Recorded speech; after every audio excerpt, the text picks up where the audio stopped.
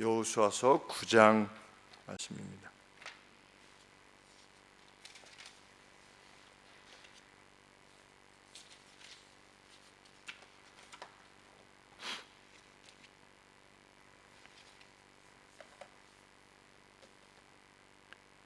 요단 서편 산지와 평지와 레바논 앞 대해변에 있는 헷사람과 아모리 사람과 가나안 사람과 브리스 사람과 히위 사람과 여부스 사람의 모든 왕이 이 일을 듣고 모여서 일심으로 여호수아와 이스라엘로 더불어 싸우려 하더라.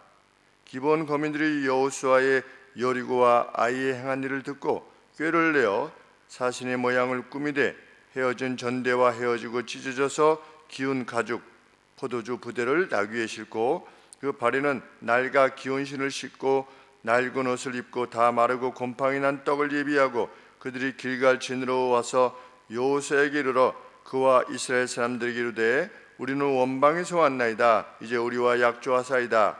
이스라엘 사람들이 히위 사람에게 이르되 너희가 우리 중에 거하는 듯하니 우리가 어떻게 너희와 약조할 수 있으랴. 그들이 여호수아에게 이르되 우리는 당신의 종이니이다. 여호수아가 그들에게 묻되 너희는 누구며 어디서 왔느냐. 그들이 여호수아에게 대답하되 종들은 당신의 하나님 여호와의 이름을 인하여 심히 먼 지방에서 왔사오니 이는 우리가 그의 명성과 그가 애굽에서 행하신 모든 일을 들으며 또 그가 요단 동편에 있는 아모리 사람의 두 왕 곧 헤스본 왕 시온과 아스타로스에 있는 바산 왕 옥에게 행한 모든 일을 들었음이니이다. 그러므로 우리 장로들과 우리나라의 모든 거민이 우리에게 일러가로되 너희는 여행할 양식을 손에 가지고 와서 그들을 맞아서 그들에게 이르기를 우리는 당신들의 종이니 청컨대 이제 우리와 약조하사이다 하라 하였나이다. 우리의 이 떡은 우리가 당신들에게로 오려고 떠나던 날에 우리들의 집에서 오히려 뜨거운 것을 양식으로 취하였더니 보소서 이제 말랐고 곰팡이 났으며 또 우리가 포도주를 담은 이 가죽부대도 새 것이더니 찢어지게 되었으며 우리의 이 옷과 신도 여행이 심히 길므로 인하여 낡아졌나이다 한지라. 우리가 그들의 양식을 취하고 어떻게 할 것을 여호와께 묻지 아니하고 여호수아가 곧 그들과 화친하여 그들을 살리라는 언약을 맺고 회중 족장들이 그들에게 맹세하였더라. 그들과 언약을 맺은 후 3일이 지나서야 그들은 근린에 있어 자기들 중에 거주하는 자라 함을 들으니라. 이스라엘 자손이 진행하여 3일에 그들의 여러 성읍에 이르렀으니 그 성읍은 기브온과 그비라와 브에롯과 기랏 여아림이라. 그러나 회중 족장들이 이스라엘 하나님 여호와라 그들에게 명시한 그로 이스라엘 자손이 그들을 치지 못한지라. 그러므로 회중이 다 족장들을 원망하니 모든 족장이 온 회중에게 이르되 우리가 이스라엘 하나님 여호와라 그들에게 명시하였은즉 이제 그들을 건드리지 못하리라. 우리가 그들에게 맹세한 맹약을 인하여 진노가 우리에게 임할까 하노니 이렇게 행하여 그들을 살리라 하고 우리에게 이르되 그들을 살리라니 족장들이 그들에게 이른 대로 그들이 온 회중을 위하여 나무 패며 물 깃는 자가 되었더라. 여호수아가 그들을 불러 일러 가로되 너희가 우리 가운데 거주하거늘 어찌하여 우리는 너희에게서 심히 멀다 하여 우리를 속였느냐. 그러므로 너희가 저주를 받나니 너희가 영영이 종이 되어서 다 내 하나님의 집을 위하여 나무 패며 물 깃는 자가 되리라. 그들이 여호수아에게 대답하여 가로되 당신의 하나님 여호와께서 그 종 모세에게 명하사 이 땅을 다 당신들에게 주고 이 땅 모든 거민을 당신들이 앞에서 멸하라 하신 것이 당신의 종에게 분명히 들리므로 당신들을 인하여 우리 생명을 잃을까 심히 두려워하여 이같이 하였나이다. 보소서 이제 우리가 당신의 손에 있으니 당신의 의향에 좋고 옳은 대로 우리에게 행하소서한지라. 여호수아가 곧 그대로 그들에게 행하여 그들을 이스라엘 자손의 손에서 건져서 죽이지 못하게 하니라. 그날에 여호수아가 그들로 여호와의 택하신 곳에서 회종을 위하며 여호와의 단을 위하여 나무 패며 물 깃는 자를 삼았더니 오늘까지 이르니라. 아멘. 하나님께서는 아이성을 이스라엘 자손에게 주셨습니다. 8장 내용을 보면 아이성을 주시는 내용이 나오는데 가장 핵심적인 것이 여호수아가 매복을 했다가 아이성에서 이제 사람들이 또 도망가는 줄 알고 이게 다 나오게 되면 뒤에서 매복에 있다가 치자라고 하는 내용이 주로 나오는데 아이성을 점령하는 데 있어서도 하나님께서 여호수아가 지니고 있던 단창을 아이성을 향하여 가리키라 이렇게 명령하셨습니다. 그리고 다 멸절될 때까지 그 단창을 거두지 말아라. 그러니까 이전에 모세가 손을 들면, 이 지팡이를 들고 있으면, 산 위에서 들고 있으면 승리했던 바와 다를 바가 없이 하나님께서 승리를 주신 것이다. 사실 지팡이 드는 거하고 전장터에서 싸워서 이기는 거하고 무슨 상관이 있습니까? 실은 그렇다는 것입니다. 하나님께서 행하시는 바는 우리 예배당 구할 때에도 하나님께서 주시겠지라고 하는 마음을 가지고 이곳 저곳에 이제 우리 교화 주고 또 운정 주고 밖에 있는 데를 찾아야 되기 때문에 또 이렇게 저렇게 찾았었는데, 그 덕이동 쪽에 종교 부지가 하나 팔리지 않은 게 있어서 그것을 구할까 해가지고 거기 조합, 그 개발 조합까지 찾아가서 그거 어떻게 해야 됩니까?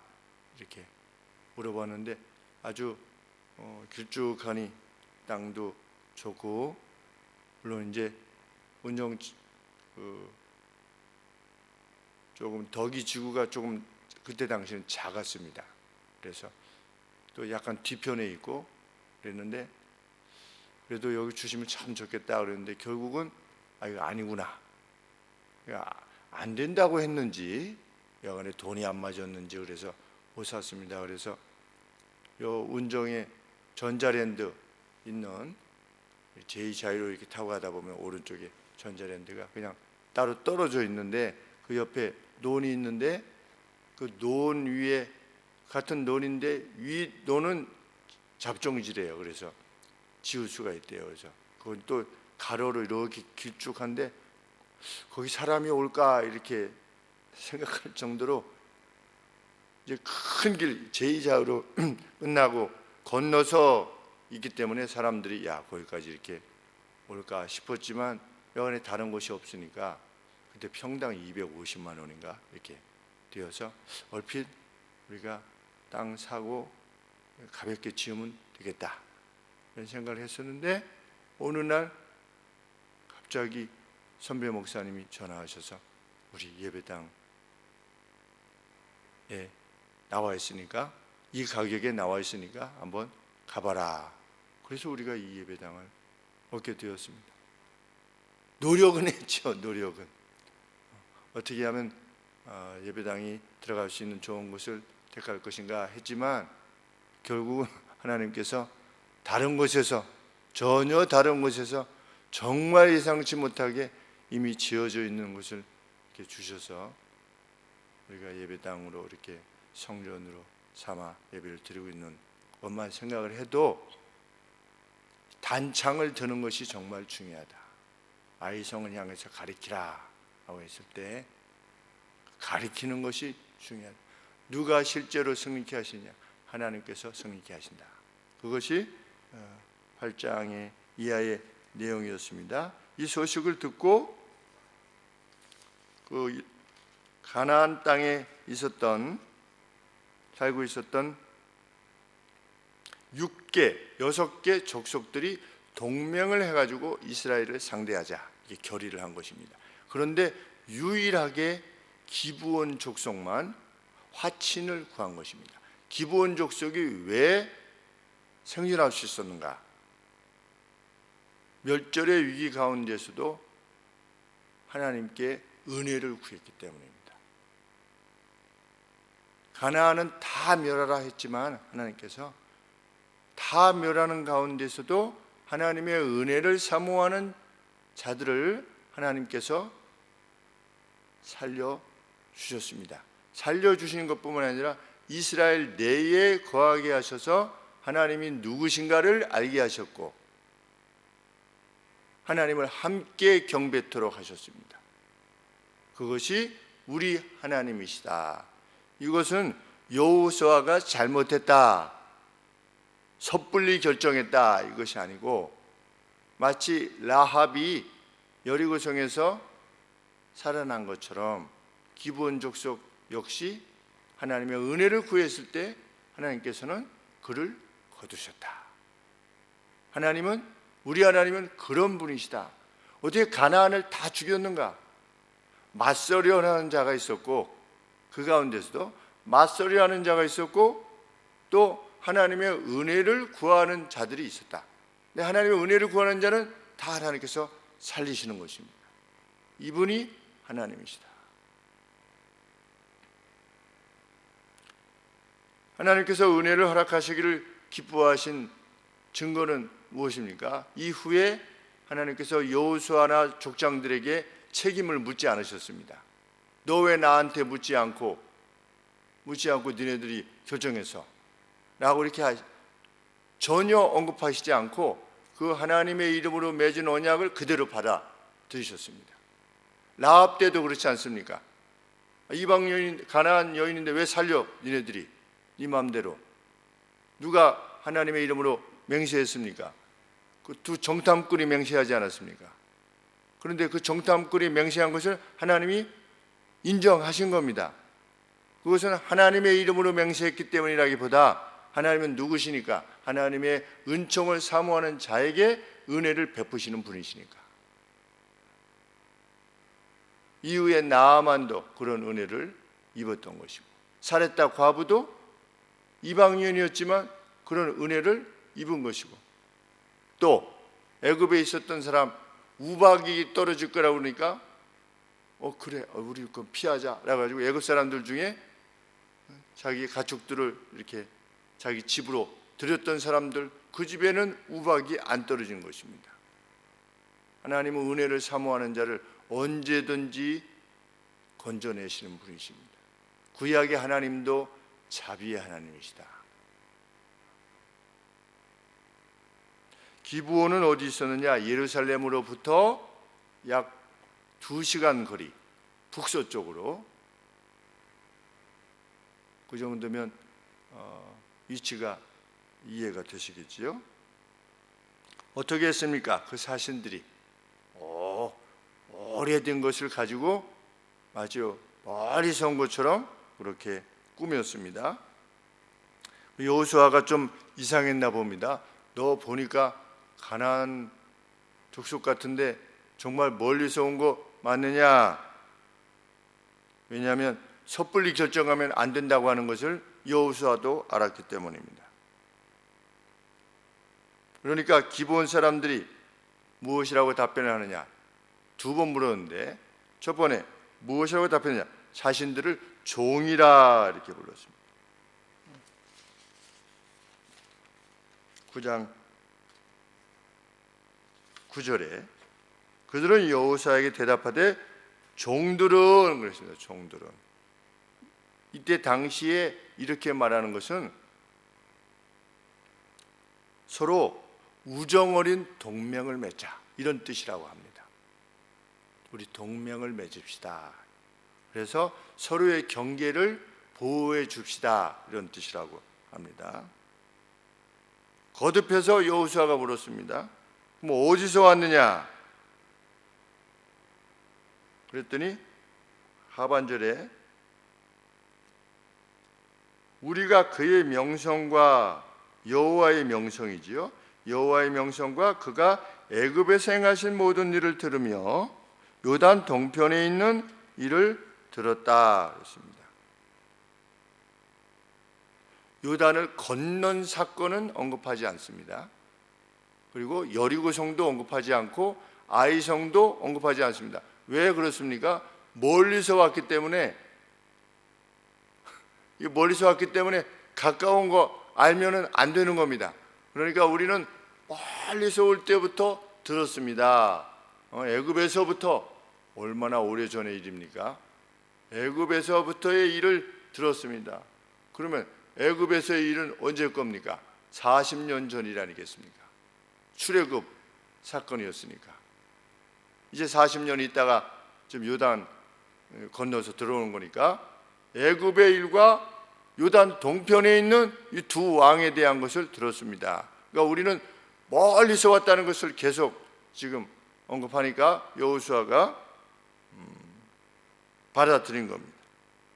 그리고 그들이 가져왔던 마른 빵 이거 곰팡이 쓸고 이런 거, 이것이 하나님 앞에서 언약을 맺은 그 증거가 될 것이다. 우리가 이 정도면 확실하다라고 하면서 결정을 내린 것입니다. 왜냐하면 가나안 사람들만 아니면 문제가 되지 않기 때문에. 3일 뒤에 알았죠. 그렇지만 하나님의 이름으로 된 맹세를 깨트리는 새로운 죄를 범할 수 없었다. 그래서 기본 족속들은 이후에 무엇을 위해서 일을 하며 살았다? 여호와의 단을 위해서 물을 깃고 나무를 패는 일을 하면서 다시는 이방의 길로 가지 아니하고. 얼마나 중요한 일이겠습니까? 물 깃고, 오늘로 치면 주의 전을 위하여 물 깃고. 우리 예전에 관리 집사님 일을 하면서 평생을 하게 되었다. 실은 믿음이 있으면 관리 집사님의 일이 정말 행복한 다윗 같으면 그럴 것입니다. 나는 왕궁에 있기보다 하나님 전에 문지기로 있기를 더 참 사모한다 라고 했던 것처럼, 근데 그 일을 기브온 족속이 감당한 것입니다. 이후에 다윗의 시대 약 한 300년 뒤에 남아있던 사울가 사람들이 기브온 족속을 죽였죠. 그래서 하나님께서 어떻게 하셨습니까? 연이어 3년 동안 비가 오지 않도록 하셨습니다. 이거 왜 그럽니까? 기브온 족속과의 그 약속을 내가 기억한다는 겁니다. 하나님께서. 그러면 하나님께서 얼마나 기브온 족속을 귀히 여기셨는가를 알게 됩니다. 그러니 우리가 이 본문을 통해서 깊이 알게 되는 것은 무엇입니까? 하나님의 은혜를 사모하는 자는 누구나 하나님의 은혜를 입을 수 있다. 하나님께서 그를 기뻐하시고 보호하신다. 25절 말씀에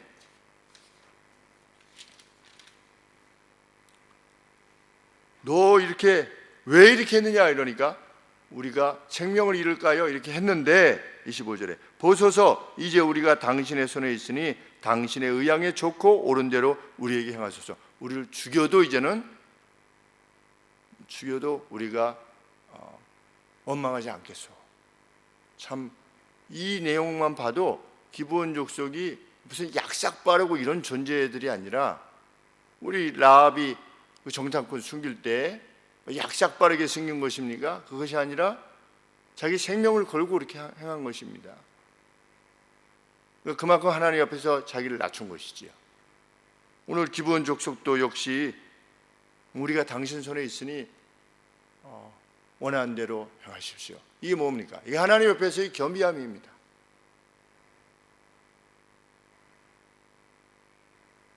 자신을 하나님 앞에 낮추는 우리가 되기를 원하는 것입니다. 은혜를 사모하는 자, 참 일생을 보며 은혜를 사모하는 자 참 겸손합니다. 하나님의 말씀을 듣고 그대로 행하기를 기뻐하고, 오늘은 무슨 말씀을 주시려나, 내게 주시는 말씀이 무엇인가 라고 해서 듣게 되었을 때 그 말씀에 아멘하며 함께 따르는 가정, 그 개인이 복을 받는 것을 일생 동안 우리는 함께 보지 않습니까? 저의 경험도 그러하고 우리 권사님, 집사님들의 경험도 그러할 것입니다. 우리를 더 복되게 하실 것입니다. 기도야말로 하나님 옆에 겸비한 자세에 아주 정수라 할 것입니다. 그러한 기도가 계속 이어지기를 소원합니다. 기도하겠습니다. 하나님 아버지,